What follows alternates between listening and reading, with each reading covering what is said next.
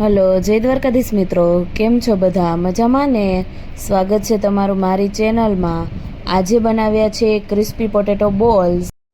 તો crispy potato બોલ્સની recipe જોવા માટે વિડીયોને છેલ્લે સુધી જોજો અને વિડીયો ગમે તો લાઈક અને શેર કરવાનું ના ભૂલતા. અને હજી સુધી જો તમે ચેનલને સબસ્ક્રાઈબ નથી કરી તો ચેનલને સબસ્ક્રાઈબ અવશ્ય કરી દેજો. આજકાલ બાળકોને આવું ચટપટું ખાવાનું બહુ ભાવતું હોય છે અને એટલા માટે જ એ બહારનું વધારે ખાતા હોય છે. તો ત્યારે તમે આવું ઘરે કાંઈક ચટપટું બનાવીને તેને આપી શકો છો. તો ચાલો રેસીપી શરૂ કરીએ. સૌથી પહેલાં આપણે આ 2 બાફેલા બટેટા લઈ લીધા છે. તેને આપણે એક બાઉલમાં લઈ લેશું અને ત્યાર પછી તેનો છૂંદો કરી લેશું.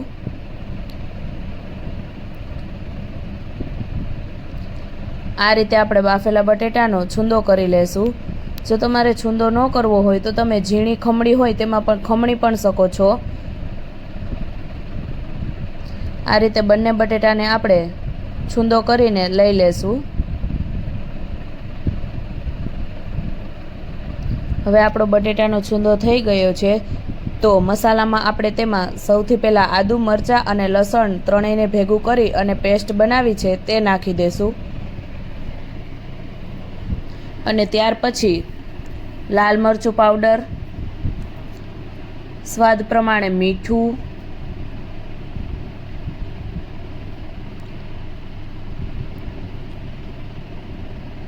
થોડા લીલા ધાણા,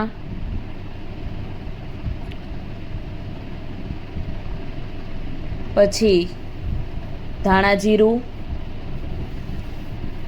અને થોડો ગરમ મસાલો નાખી દઈશું.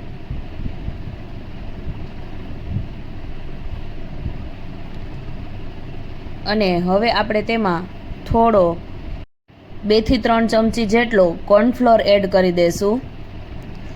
જો તમારી પાસે કોર્નફ્લોર ન હોય તો તમે ચોખાનો લોટ પણ વાપરી શકો છો. હવે આ બધા મિશ્રણને આપણે મિક્સ કરી લેશું.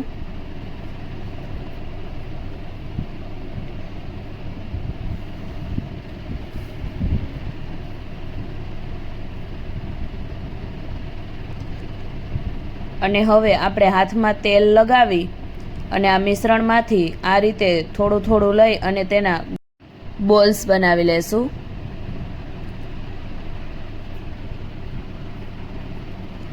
જો તમને મિશ્રણ વધારે ઢીલું લાગતું હોય તો તેમાં તમારે થોડોક વધારે કોર્નફ્લોર એડ કરી દેવાનો. આ રીતે આપણે બધા મિશ્રણમાંથી એક પછી એક બોલ્સ બનાવીને તૈયાર કરી લેશું.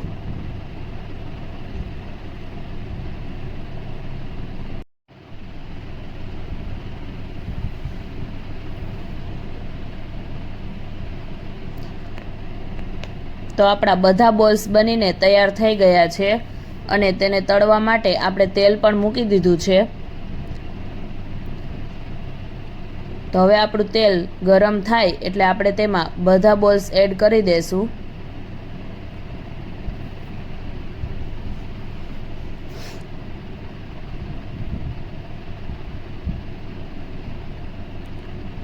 બોલ્સ એડ કર્યા પછી 1 થી 2 મિનિટ તેને એમનેમ રહેવા દેવા એટલે તે છૂટા ના પડે.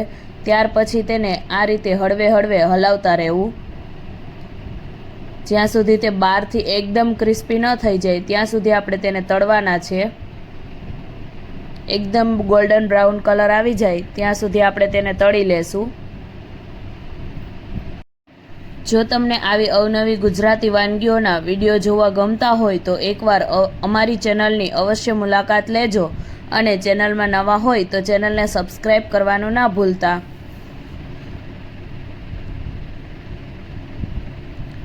હવે આપણા બોલ્સ ગોલ્ડન બ્રાઉન થઈ ગયા છે અને બહારથી એકદમ ક્રિસ્પી જેવા થઈ ગયા છે. તો આપણે તેને પ્લેટમાં કાઢી લેશું. બધા બોલ્સને આપણે એક પ્લેટમાં કાઢી લેશું.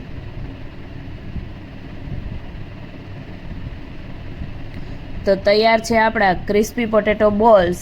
ખાવાની ખૂબ જ મજા આવે છે અને એકદમ ટેસ્ટી લાગે છે.